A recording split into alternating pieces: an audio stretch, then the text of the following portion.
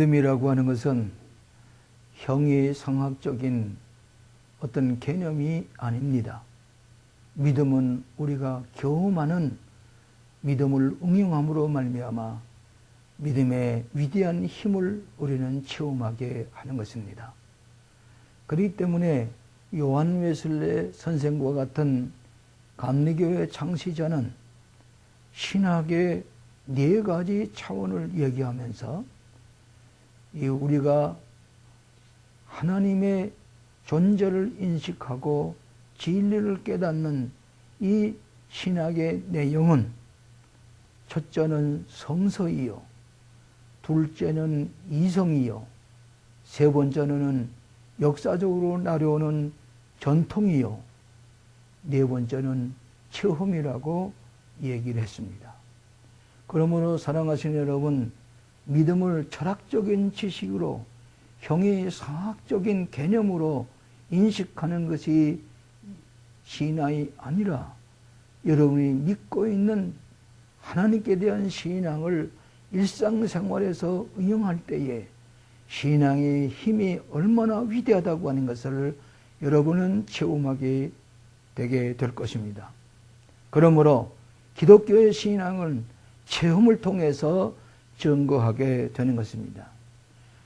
오늘 여러분들이 일상생활 가운데 믿음을 활용하시고 또 응용하실 때에 놀라운 기적을 체험하고 행복을 체험하고 기적을 체험하게 될 것입니다.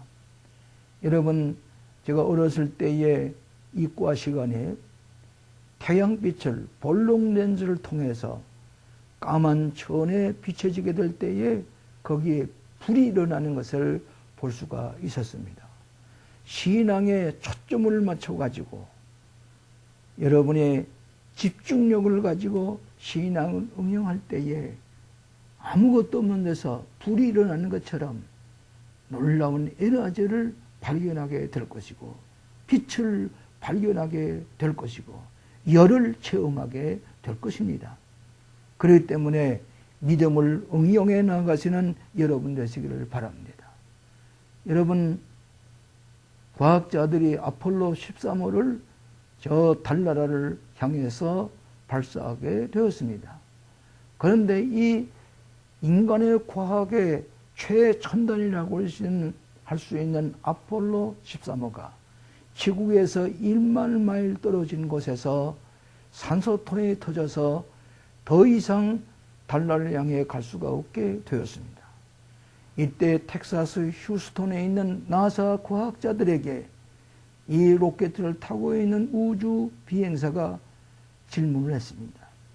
이 고장난 캡슐을 몰고 어떻게 했으면 좋겠느냐고 할 때에 이 과학자들은 창문을 밖을 바라보면 북극성이 보일 것이니 북극성을 중심으로 해서 지구로 돌아오도록 노력하라고 그랬습니다.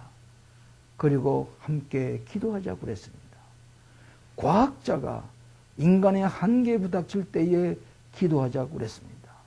나사에 있는 과학자들이 기도하고 또 로켓 속에 타고 있는 우주 비행사가 기도했습니다.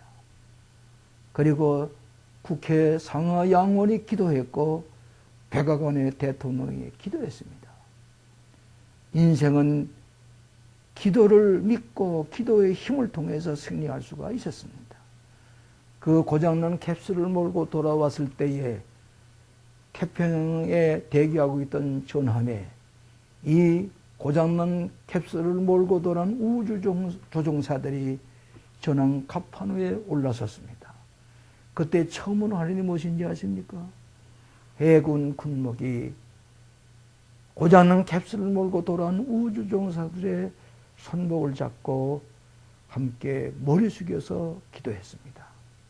그 주간에 탄지 표지에 이 고장난 캡슐을 몰고 돌아온 우주조종사들과 더불어 손을 잡고 기도하는 이 사진을 찍어서 탄지 표지에 실렸습니다.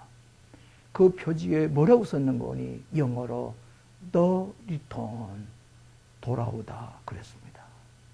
여러분, 이것이 과학을 초월해 있는 신앙의 세인 것을 믿고 과학자들이 인간의 한계를 느꼈을 때에 하나님의 배에 기도함으로 말미암아 그 고난의 문제를 해결하고 인간이 상상할 수 없었던 놀라운 기적을 과학의 세계에서 체험한 것과 같은 놀라운 인생의 기적을 체험하시는 신앙을 가지고 살아가시기를 기원합니다.